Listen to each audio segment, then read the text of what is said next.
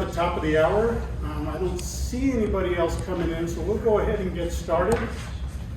So I'd like to first off say thank you for coming. We welcome this engagement, we welcome the attendance, and this is exactly what we're trying to achieve with this initiative, with having these meetings and having the public come and just provide your input. And we do appreciate you coming. Before I get started, I just wanted to point out a few things so everybody knows. So we have Steve Huffman with RTA in the back there, so he can answer questions in regards to the RTA Next initiative or other questions that may come up in regards to RTA.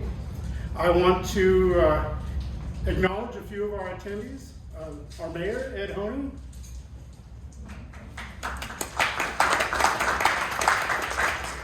Council member, John Officer.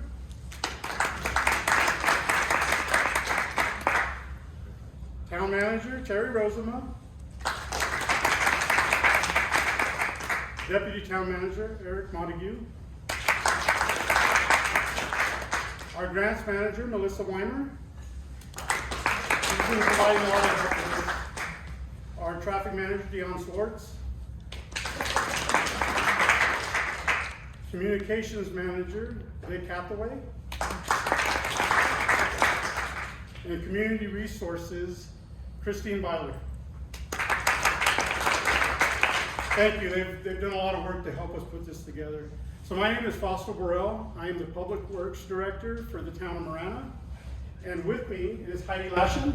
I'm the CIP Engineering Division Manager, all the capital improvement projects in the town. Yes. She oversees our capital improvements program.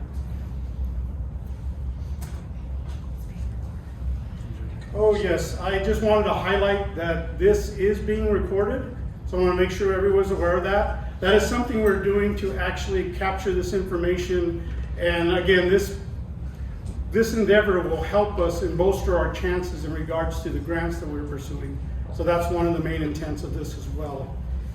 So with that, I'm going to start off and give you just a quick intro to the purpose, and then Heidi is going to give you all of the information that we have about this grant and answer some of your questions up front.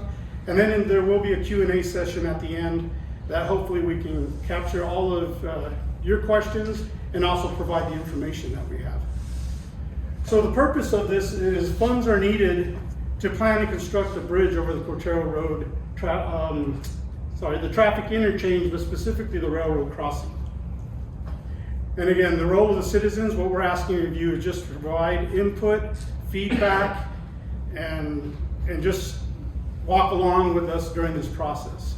Before we get any further, I just want to emphasize that this is something we are doing well in advance, and we are at the very infant stages of pursuing funds, of getting in front of this project with the hopes of being ready to hit the ground running, if you will, once funding availability is there.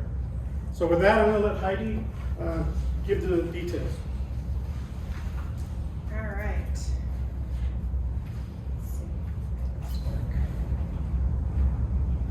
So the grant that we're going after, it's called the Railroad Crossing Elimination. So a lot of times you're going to hear me talk about an RCE grant. That's the grant that the town is going after for additional funding. So this funding is actually from the FRA, which is the Federal Railroad Administration. And their key is that they're looking to enhance railroad safety, improve the health of the various communities around the railroad, along with eliminating any at-grade crossings so that they're not having any more conflicts between vehicles, pedestrians, and their trains. The grant that we're going after is very competitive. There's limited funds that are come out of this. And as of right now, the NOFO, which is the Notice of Funding Opportunity, has not come out. It was supposed to be out in September, but we know that we're kind of up against that federal shutdown potentially, so I think they're waiting to see what's going on with that, and we should hopefully hear soon. So we're kind of getting ahead of it so that once this comes out, we can get moving on the grant. So public involvement, we actually attended a boot camp, and every week they harped on us, telling us that getting out in front of the public, letting them know what we were doing, what our plans were ahead of everything, was going to help bolster our chances for this. So that's why we're here in front of you talking with you to hopefully gain your input as we go forward with this grant process. So the RCE grant also prioritizes the projects based on economic strength, equity, and also adding in some sustainability components. Along with the grant, the town has to put up a 20% match with this project. So we currently have, we'll talk about this in a second, but we've been earmarked $10 million from the state, which we'll be utilizing as our match toward this funding. So what's the problem? Many of you have probably been through this intersection a couple times or two. You've probably been stopped by a train a time or two. So we're looking to increase rail safety, of course, for vehicles, as well as increase pedestrian and bicycle safety, because right now there's no bike lanes and no sidewalks that kind of go across that area, so increase that mobility. Connecting the communities on both sides of the railroad tracks is another big key. Along with, while you're sitting in your vehicle, if you're stopped at the train, you're decreasing air quality with all that exhaust. So helping move and lessen the congestion and delay in that area. The Cortaro Road interchange, basically what Fausto had said, we'd be constructing a bridge over the railroad tracks along with I-10. The proximity between the two is so narrow that if you go over one, you have to go over the other. You can't kind of come down between or anything like that. So there's traffic impacts that are going to take place during construction, so we'll have alternative routes.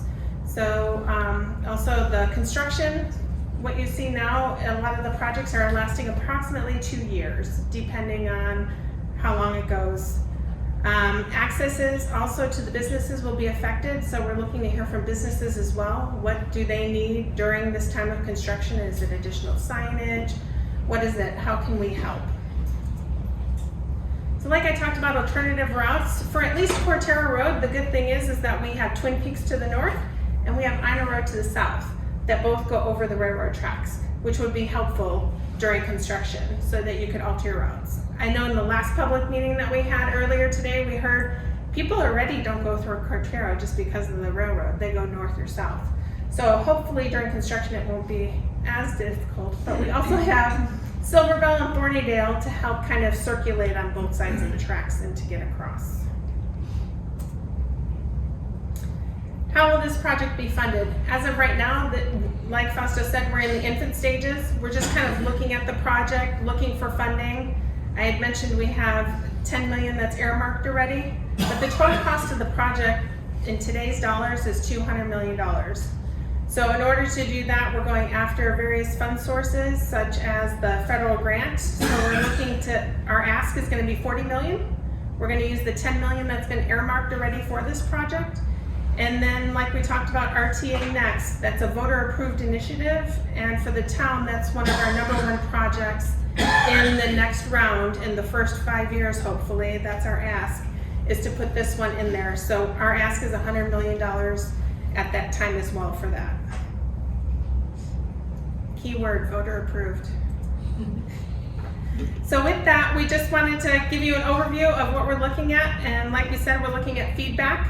So here, up here, as well as on the QR code you probably saw, is where we'd love to have you fill out a survey, give us your feedback. Think of like when you're going through the Cortaro interchange, how long does it take you? What don't you like? What would you like to see? All that, think of all that and give us all your great information. So with that, I'll open it up for questions.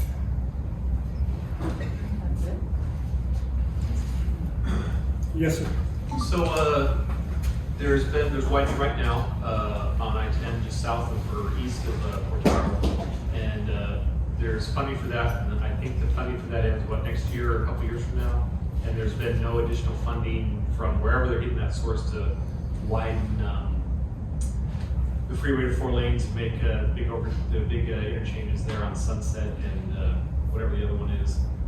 Can you talk about why we need a different funding source and why there wasn't additional funding from that original idea for those other interchanges? Why we're not getting Cortaro out of it? Yeah, Steve, do you know offhand, did RTA play a role in funding of those projects?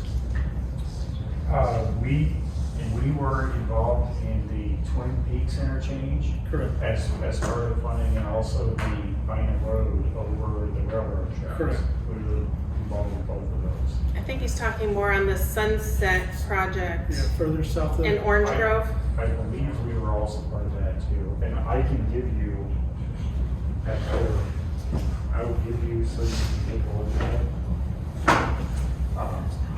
All images to me, but that is the RTA, and I've got more of these if anybody wants them. But those are the projects that were done under the first RTA. So to answer your question, I wasn't deflecting, I was just asking for a little bit of input. That is actually on the state infrastructure and on their network.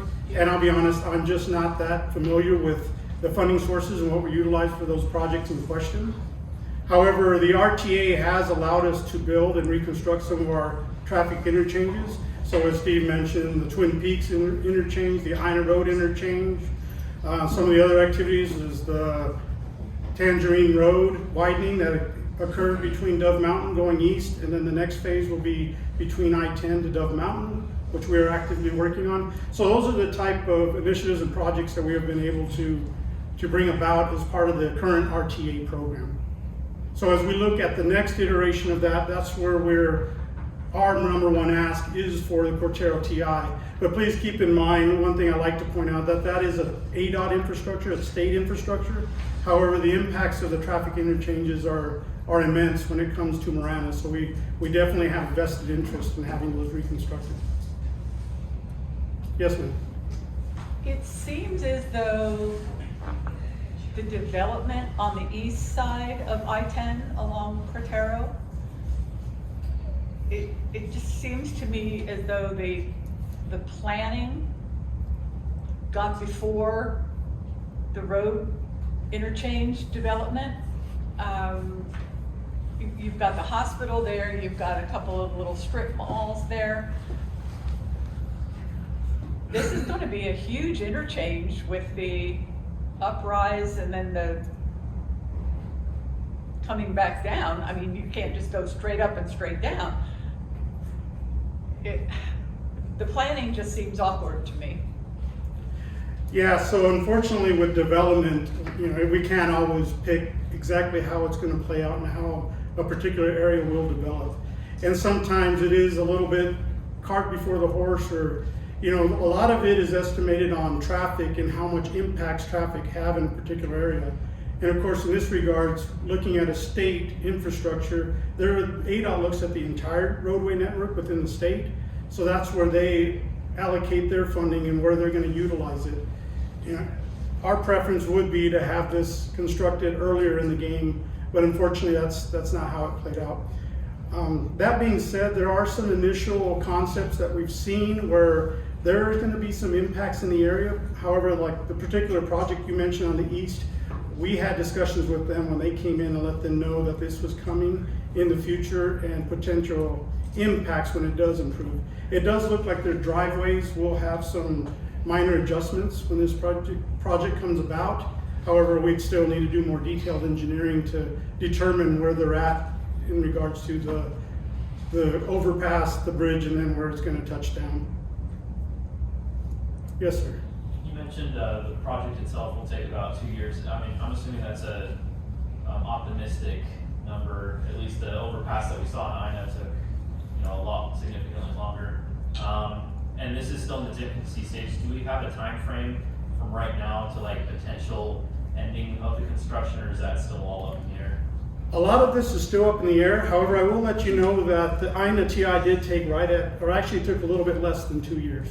Okay. So 2 years is pretty much the time frame we utilize, and we've seen all the projects come within that time frame or a little bit less. However, Cortaro is going to be complex. There are many moving parts in the area, but 2 years is a really good estimate. In regards to time frame, again, where there's many asks, first step is trying to acquire this grant, which will allow us to perform some of the initial phases that you do, the planning, the environmental aspects, the archaeological aspects, and then getting into design.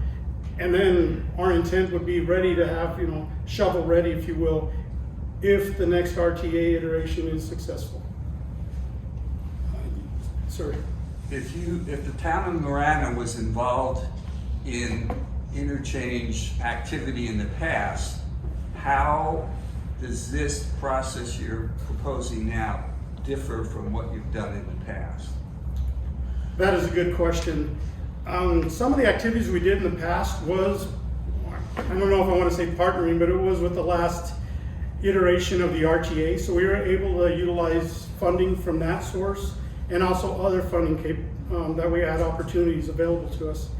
This one's a little bit different because the price points have changed significantly from that time till now. Even in the past 3 years, we've seen a substantial amount of cost increase. And those other interchanges, we were talking about an $80 million price point to potentially 80 to possibly up to about 100. Now we're double that. So we're having to look at other opportunities. And as you know, there's the $1.4 trillion bill, that we're looking to tap into as well to utilize some of those funds. We have funding opportunities now that previously weren't available or as readily available. Yes, sir. When do you think the start date would be? So again, right now we're coming to you early into the game, trying to garner your engagement, have these discussions, and move forward with the RCE grant submission, and in the hopes of being successful. We are putting our best foot forward in regards to that. If timing were to allow and everything were to align as we would hope, we would like to see construction of the Cortaro TI in the first period of the RTA next. But again, I just mentioned an initiative that's voter approved that we, standing here right now, we don't know if that will be successful or not. But optimally, we would be building within the first period of that time frame, which starts in 2027. And the first period is a 5-year time frame. Yes, ma'am. So is the RTA extension gonna be on the 2026 ballot or 2027? My understanding is 2025 in March. Steve, you can correct me. May of 2025. May of 2025, thank you. There was a question, ma'am. Have you considered a pause in new building in that area? Because it's already a terrible mess as far as many people going through there. And they keep shoving in new things here and new things there and creating more of a mess. Have you considered pausing that at all? So no, we have not considered pausing, and a lot of the development you're seeing are developments that have been on the books, if you will, for several years. Right around the Cortaro, just to the east and northeast corner, where the hospital that you mentioned and some of the other development, those areas were entitled some time ago with the, to allow to have those type of developments occur. Another thing to keep in mind is in that area, we are currently, I'm sure most of you know if you've gone further south, Ina's has there's construction between Ina and Ruthroff going south on ADOT. We have seen some traffic impacts even as far as Cortaro from that. And that is a project, again, that's about a 2-year project. They're about a half year into it, a little more. So we're probably still gonna see about 1.5 years of traffic patterns, a little bit different than what we typically have. But once that's improved, then the traffic will distribute and get more to a normalized basis. So really though, you're just barely starting this project right now. Is that what you're telling us? Because I'd heard that it was in the books for a long time. Currently, Cortaro is not on ADOT's radar. In their 10-year plan, you won't find this project on their books. We are actually the ones pushing forward and asking to have this project come about. And we've had a lot of discussions with ADOT, and we have a good working relationship with them. And they are understanding, and they're seeing what we've been telling them, that Marana is growing. Because Cortaro is one interchange that we're concerned about. We have others, obviously, with Tangerine, with Marana. And we've had some recent discussions where they understand that those challenges are there and they need to be higher profile on their end as well. Yes, ma'am. So if I'm understanding, when it goes on the ballot and if it doesn't get passed, then it won't happen, or? No, what will happen is that initiative won't be successful, so there won't be that half-cent sales tax that's currently part of the first iteration of the RTA, so that will no longer be there. What that means is we're gonna have to roll up our sleeves and look at other opportunities for funding sources, or, we'll have to pivot and go a different direction. But we are definitely aware of this situation, and we are working actively to try to mitigate it. Yes, ma'am. What happens to the businesses that are so close? Yeah, because you need a lot of space to do a project like that, and they're right up to the edge, is what I'm wondering about. So that is a really good question. Some of the initial concepts, and again, very initial, because when you do these type of activities, ADOT would perform what's called a design concept report. They call it a DCR. There is one from 2014 that we used as we were doing some of our research. It gives a very, very high level design element to it. As part of that, the plan is to shift the traffic interchange about 100 feet to the east, or to the south, if you will. That will minimize some of the impacts to the adjacent properties, but there will be some impacts, and there's potential need for land acquisition on both sides, and we are aware of that. Yes, sir. So your ask for funding is quite ambitious and quite large. If that funding does not materialize in some capacity, what's the alternative or the option that you have to pursue going forward, other than taxing the community or whatever? So we haven't had any discussions in regards to like further taxing or anything in those regards. However, we have mentioned the RTA next. This endeavor that we're currently pursuing is we're putting all our best efforts into it. If we're not successful, we are going to try again. And we're also looking to see if there's other funding opportunities that exist. But this isn't a one time you're not successful, you can't try again. We're gonna put our best foot forward and try to be successful the first time out.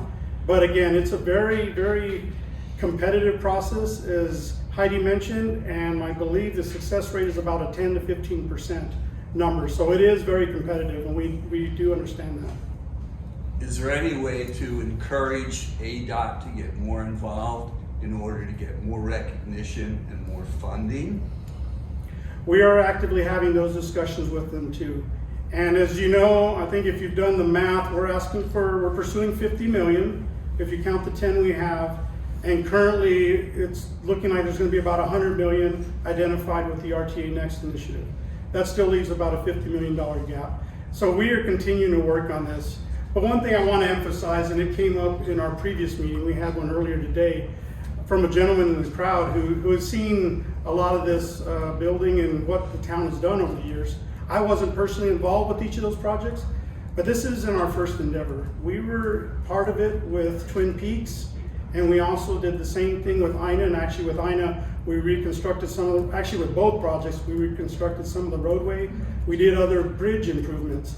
So this is something that we garnered the funding as we went through the process. So we are going to continually, actively, look through the couch cushions, if you will, and find those funds as we move forward. Yes, sir. It looks like, so I work right next to that interstate.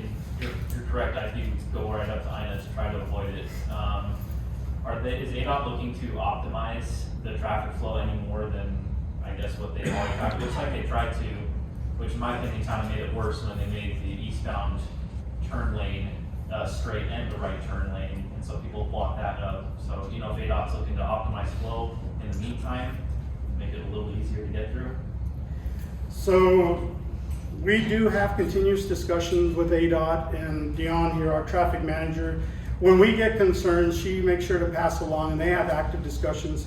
And I'll be honest, those changes that were made there were part of a collaboration between ourselves and ADOT to try to improve the throughput. And while it makes some challenges in some perspective, what it does allow you to do is, it's called a split phase signals. So what that does is only let you go one direction at a time. Now it does allow for throughput in both directions. It does optimize it further than where it was. To go beyond that, I'll be honest, there's just not the real estate or the lanes to really achieve much more. But they do actively look at those operations continuously and try to optimize. And again, right now, we are seeing a little bit more traffic through there just based on what's going on further out in the region. Yes, sir. This is related to that. You're going eastbound and getting off at the Cortaro exit, and you have two left turn lanes that go under the freeway. Okay, one of them goes around the barrier, one of them goes to the left of the barrier. I never turn from that left lane anymore because so many cars from the right left turn lane cut into that lane. They don't go around the barrier, they cut into that larger area that goes under. You follow?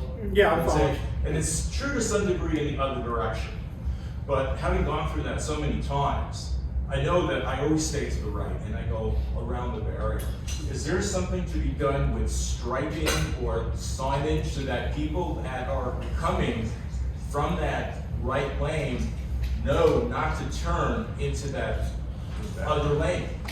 Because I have, there's so many times I have seen almost collisions because people realize that somebody's coming and they will turn into that turning lane instead of going into the lane they're supposed to turn into. It seems like striping or signage might make that a little easier to understand where to go. Or something about that barrier that say there's a lane on the other side of the barrier. Yeah, go here. Yeah, go here. We appreciate that input. Dion, I see her actively taking notes. She will get with her counterpart at ADOT and discuss that. So again, for clarification, I don't want you to think I'm punting this. The I-10, the frontage roads, and all those adjacent intersections and signals are all under ADOT's jurisdiction. We do work hand in hand with them, and we will pass along your concerns. Yes, One more suggestion right along with that too. As you're going eastbound and you want to get on the interstate going to Phoenix, that arrow, it was recently lengthened a little bit, which helped some. Why doesn't it go to being a flashing yellow instead of a red? So when traffic clears, more traffic can get through. so are you talking about as you're Eastbound, underneath go the underneath. bridge, so as you're sitting there making a left to get onto the on-ramp? So when you're going east on Cortaro and you Mhm. want to get on the interstate going west on I-10, Yes, to take a left. yeah, You go under everything, Correct. and there's an arrow. Well, the arrow right now is green for a certain length of time, and then it goes to red. There are times where there's quite a bit of traffic, but there are also times where that traffic clears, and much more traffic could go through if they had a flashing yellow arrow instead of the red. And that would facilitate more traffic movement through there. we appreciate the input. Again, Dion's sitting here actively taking notes. I'm not sure if ADOT's incorporated the FYAs at all or not, or how much. They did I don't- recently extend the time for a left turn. Correct. Which helped. They Yeah. did that at the same time they did the other lane change. I'm sorry, I was just asking Dion because I don't think we've noticed them actually incorporate the flashing yellow arrows yet on their system.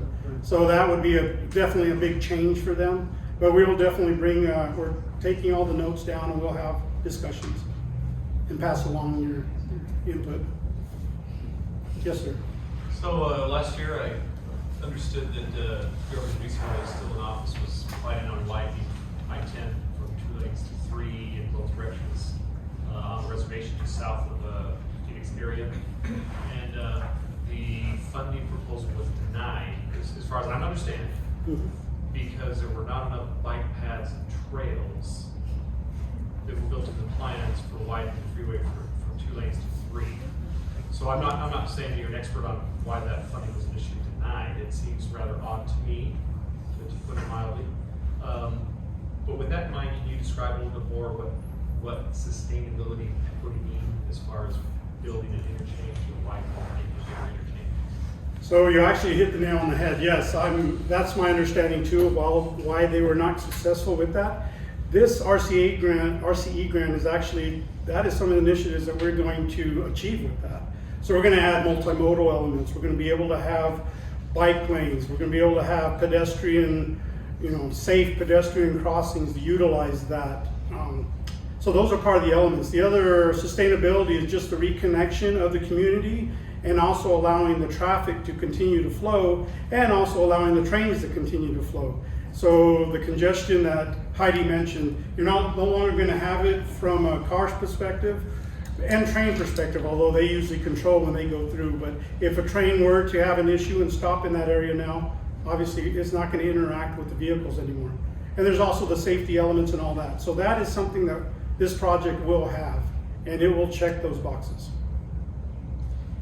Another quick question is, as far as I understand, when INA was made, it's a great bridge like it, but I understand that there was some concern on the businesses in the area, maybe even a little bit of opposition, because understandably, construction would affect their business or could affect their business. What have you done to anticipate businesses would potentially be concerned if not opposed to widening the interchange there? So that is a great question, and that is something that we have discussed. I'm not sure in this particular instance where we're gonna get too much for opposition. I'm not saying there won't be any, because obviously when we construct it, when we actually get into the engineering design, we're gonna identify what areas that there may be some land acquisition requirements. However, we've had several discussions internally, because this is a 2-year project, pretty much, and that is impactful. We understand that, and we want to do everything we can to mitigate that impact on the businesses, to allow the traffic to continue as long as possible as part of the project, how we can continue to facilitate traffic while the project is underway. And those are things we've discussed internally. Obviously, we're not at that stage of design or trying to figure out construction elements of it. But again, as Heidi mentioned, something we've talked about too is we're in a lot better position with this particular interchange to go to construction than we were with INA or the others, because with INA, you had Orange Grove to the south, which is currently being reconstructed, but you also had Cortaro to the north, and as we know, Cortaro isn't ideal. Now with Cortaro, you have INA to the south that's been reconstructed, so it's a full-blown TI, and we also have Twin Peaks to the north. There's many alternatives that if people want to get from one side of the interstate to the other and back again, there's options. I'm not saying it's perfect, I'm not saying that there won't be impacts, but it's definitely in a better position than we were before with the other ones. Yes, ma'am. So right now, it feels like there's a lot of construction going on in a small amount of area with Orange Grove and really lighting, and there's been some work on actual, I know not the intersection, the road itself. With the Cortaro interchange still being the planning phase, is there gonna be an effort to make sure that there's not, neighboring projects going on at the same time that our Cortaro intersection is unusable? So that is a good question. In an ideal situation, we would have all those planned and we're not on top of each other. Unfortunately, sometimes those activities do line up like that. For instance, on INA, we did our pavement preservation.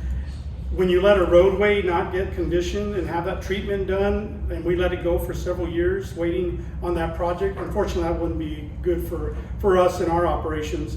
However, again, in this situation, we do have 2 traffic interchanges on either side that I don't see those being, having any updates or construction done to those.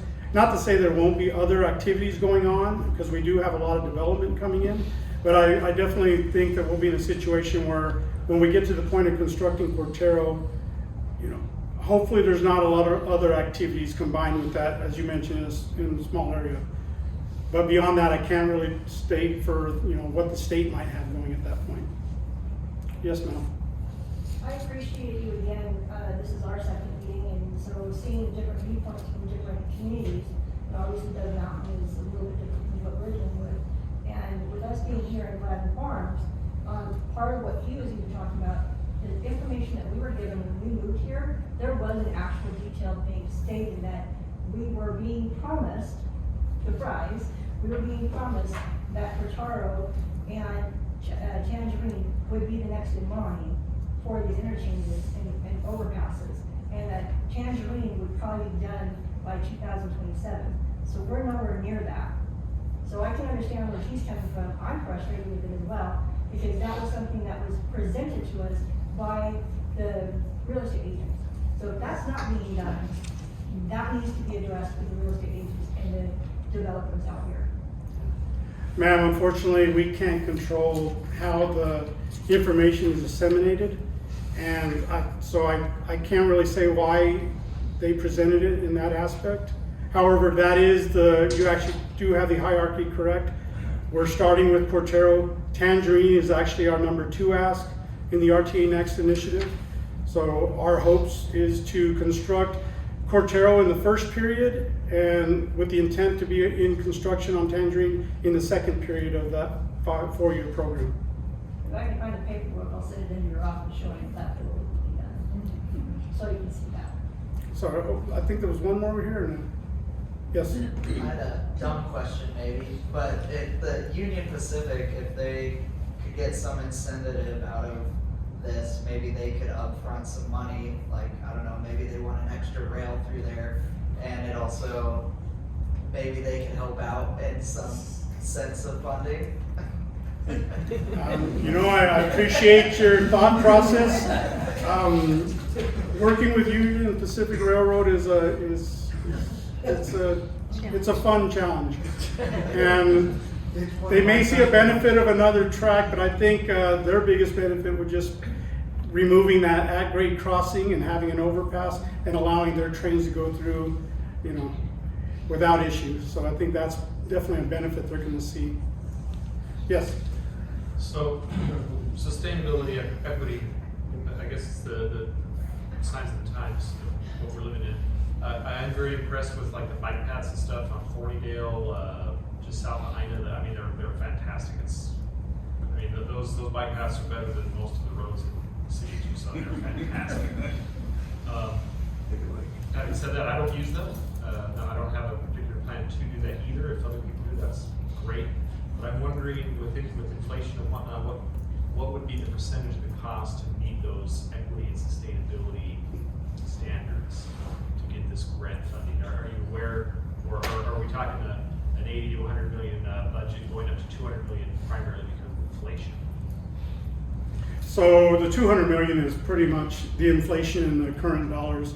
Heidi and a few others on our team recently did a cost estimation with a consultant as part of the RTA Next, and their estimate did come in right at about the 200. I want to say it was 195 to 200 million, so they were spot on. Those other elements are something that are current design standards that we have. So when we're talking about bike paths, we're going to have, you know, allow bikes to go over the overpass, and also putting in sidewalks and those type of things. But those aren't any elements that are above and beyond. Those are pretty standard elements anymore with our designs.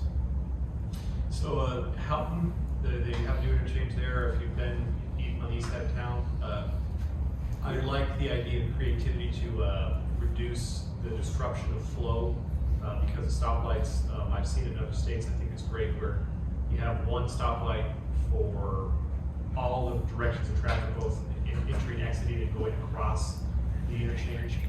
I'm pretty impressed with that. I hope it doesn't add to the cost to consider something like that as opposed to just the standard of you have a light for one side of the traffic and a light for the other one.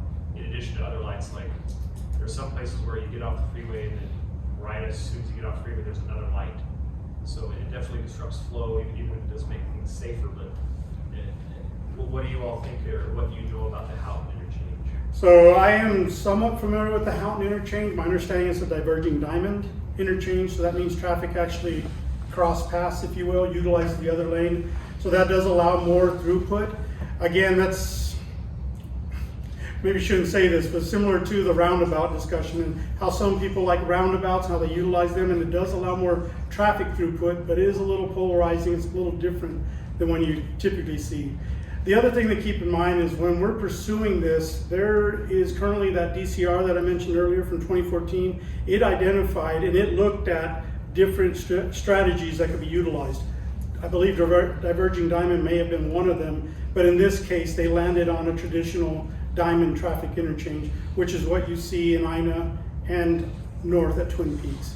And that's currently what's the proposed, or the one that was identified as the project to move forward with, or the design, I should say. Yes, sir. Can I assume that the plan includes smart traffic control, digital control? It's very frustrating to have a new interchange or whatever, and the lighting, the traffic light control is just not there. So all new projects that we build, and again, this is gonna be an ADOT, would incorporate the latest design, some of their latest technologies that they're utilizing. When you're talking about traffic and traffic signalization, there's always an element of, I won't say trial and error, but a little bit of that as they model and anticipate how traffic's gonna flow, but then they do need to go in and tweak those and to improve them slightly. And if you'd like more information on that, Dion, definitely she can give you an earful. She loves signals. Yes, sir. Looking a little further forward after Cortaro, we've got Tangerine, which has already started to become a mess, especially with that QT. I'm trying to get out of there and get back on the interstate. It's just a mess, with traffic having to cross each other and trucks all over. And I've seen it back up really badly there. And it seems to me that Marana Road can't handle hardly anything the way it's set up.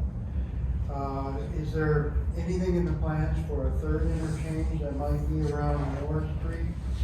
Seems like a logical place for one to be considered. That's a good And idea. something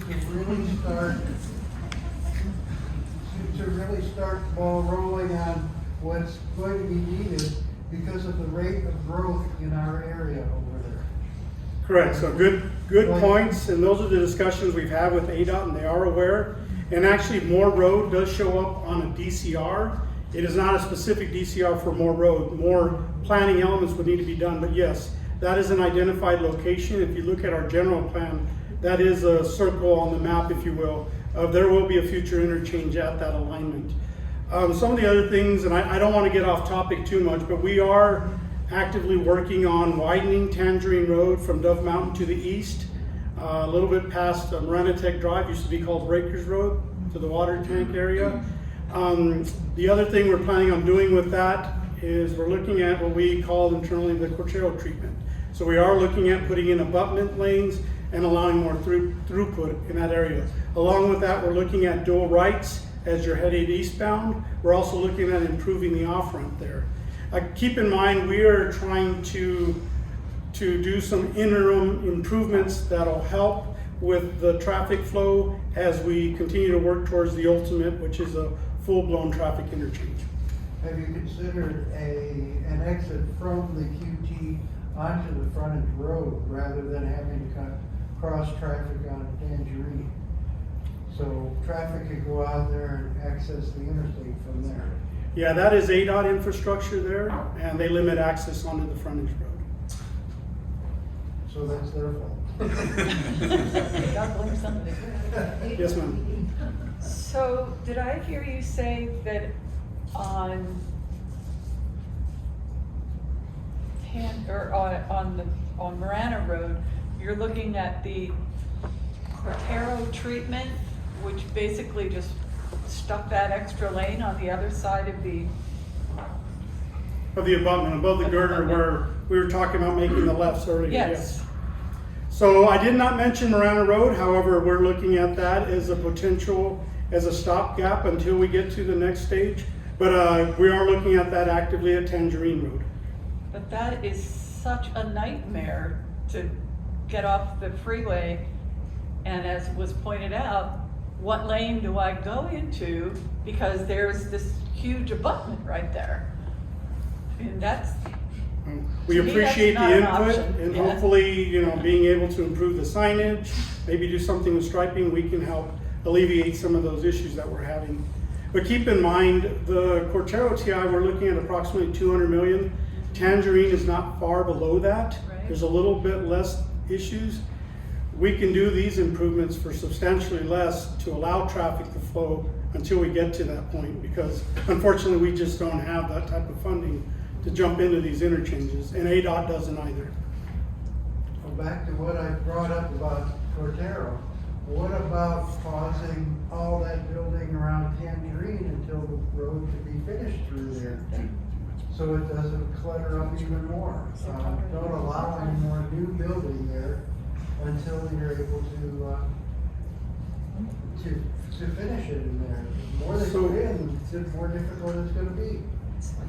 That is, I do agree with you in regards to the more growth the more development, it creates more traffic flow. However, to place a moratorium on building, you know, those developers bought with the intention to build, they're allowed to do so. We don't have something at this point that says, no, you cannot build. Obviously, they have their entitlements in place, they have their plans in place, their zoning in place, so all of those items allow them to build. It would be similar if any one of us had our lot and we said, well, you have that, but now you can't build your house because we don't want your car on the road. Well, I'm just talking about right around where the building of the interchange is gonna have to happen. I'm not talking about the rest of the stuff. I know developers, they're gonna do what they want to anyway, but. Well, but all the traffic, all the development that occurs are still utilizing that interchange, regardless of the radius Yeah, we're they're talking building about. the new Maverick, I believe it's over there. They're gonna put in a bunch of new stuff in that area, and that's gonna just create more. So, sir, maybe you're talking about actually acquiring land for that. However, that is not, like, the land for the interchange is something we currently do have, or ADOT, I should say, has some of those elements there, and we have identified the need for right-of-way. So I think that's what you're talking about, to make sure we have the land, but. Well, no, it's more to just keep from putting so much stuff there that it becomes another Cortaro before we can get to the improvement. Because it's gonna be as bad as Cortaro. I understand, sir, but could you imagine the litigation if we went and said, well, guess what, you can't build because the impacts of traffic, because they've done all that process. When they come in, we do assess their traffic impacts. So we're basically looking at Tangerine becoming another Cortaro. We are actively looking at improving Tangerine, and also that is our number 2 ask on the RTA initiative. So I would ask that you be mindful of that and look at that initiative and, you know, vote as you see fit for that. But that is something that not only the town of Marana, ADOT, Tucson, all the other neighbors in the region utilize those funds and build projects that hopefully help their citizens. I'm not trying to be difficult either, Yeah. but it's a difficult situation. Yes, sir. I'm trying to keep it on topic, I'm sorry, last little tangent. Clark Farms, the left turn lane is still blocked off. I would be remiss if I didn't ask, do you know when we're gonna be able to turn left on Clark Farms onto Tangerine? When, U-turn? Yeah, sorry about that. There is a signal plan to be placed there, Okay. and that has not been constructed. Okay. So until that gets constructed and is operational, then we'll have full movements there. Cool. So it'll be like that for a little bit longer. Do you have any idea on the date? I had heard December. I heard December, they're not. We heard by the end of the year, obviously, they were gonna start building it by the end of the year. So we're still several months out. Yes, ma'am. Why were the other interchanges chosen to have the reconstruction and not Cortaro? That is a good question. So this is a little bit of speculation. I want to put that out there. I don't work for ADOT. A lot of the improvements, like us for a town, when we look at the needs in our capital improvement program, it is based on that, the needs, traffic generation, how much traffic we have in a certain area. And there's other reasons too. I believe some of it's maintenance and age of some of the infrastructure that exists. So when ADOT's looking at their state system, they're looking at the entire network of the whole state. So they're looking at shifting funds to areas that have those needs. And unfortunately, we know how fast Marana is growing, but it's been relatively quick, or relatively soon, if you will.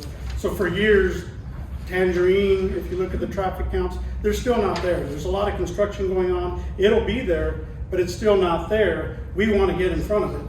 But when they look at those type of elements, they look at how much traffic, what are the impacts here, what are there, that's how they make their decisions. As to why Cortaro isn't higher on their radar, I really can't speak to that, but we would definitely like to make sure they're aware of how important it is Because to us. we've lived in that area for 25 years, Dad?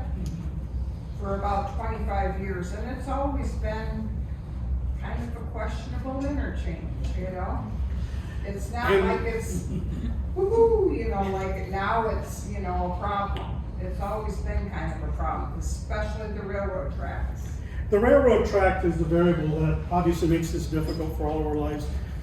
if you look in the past 25 years, I recall when it was either, I can't remember if it was McDonald's or Burger King, but one of them existed and then the other one popped up, and that was it for the longest time. And then back in early 2000s, around 2005 is when the town worked with ADOT and did the abutment lanes, so Cortaro transitioned into how it currently exists. So those are the things that you saw over the time. But again, from their perspective, they're looking at the entire state. And so while it is definitely important to us, and we are very vocal on that, they are also looking at the entire network. So that's probably drove some of their decisions. And obviously we have a finite resource of funds. And so that's how we make our decisions, and I'm anticipating that's similar to how their thought process is.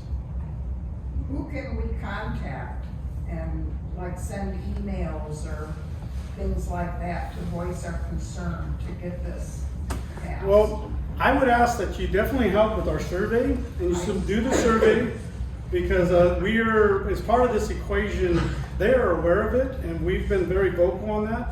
But you can get onto their website and contact them in that regard and in that way. But the other thing we're really trying to emphasize is the RCE grant.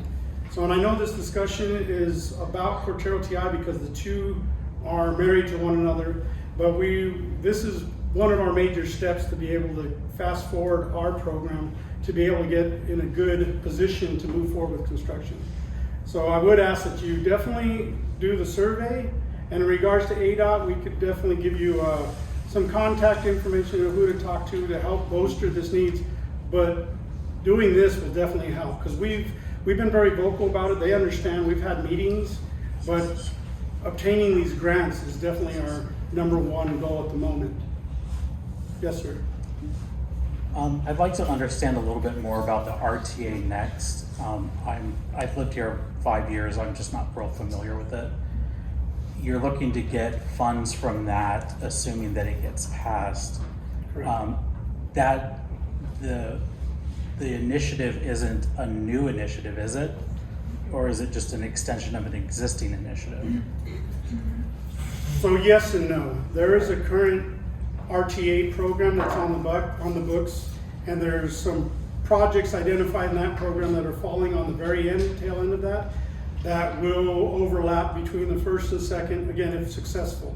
However, it is its standalone initiative it's identified the projects, again, for the next 20-year period that are identified there. And for specific questions, I will actually let Stephen, he has all the handouts, all the information. He actually works with the RTA.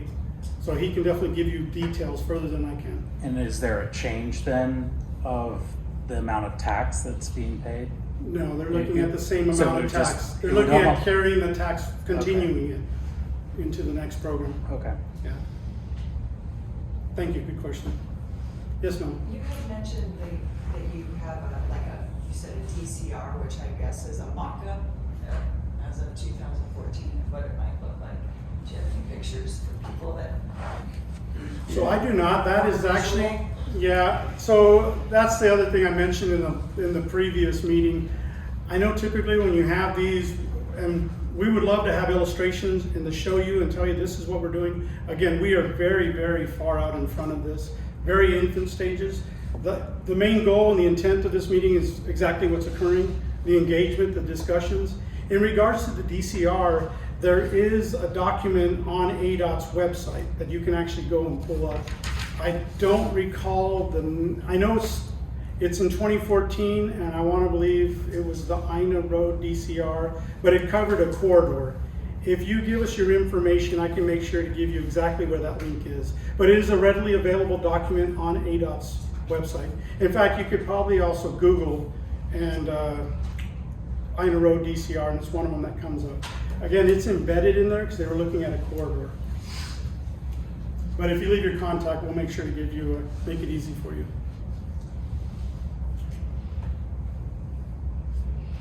Yes, sir. One more thing for you, and I want to go with something positive here.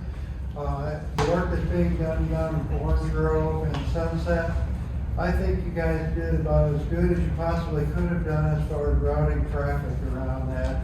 It's difficult. I realize the extra work that got done on Ina was planned separately and you couldn't really coordinate that.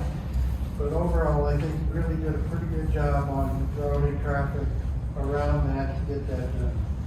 Well, I really appreciate that, and I do want to give kudos to Dion and her team as we were challenged, because obviously there's certain times where there's just too much traffic on the road to mitigate any way you try. But her team did optimize the signals to the best of their ability to try to continue to get traffic to move around our region, or at least around the town. So, thank you. Any other questions? So we're just shy of 7 o'clock. I appreciate it. I'll be here for a little bit longer if anybody has any other questions.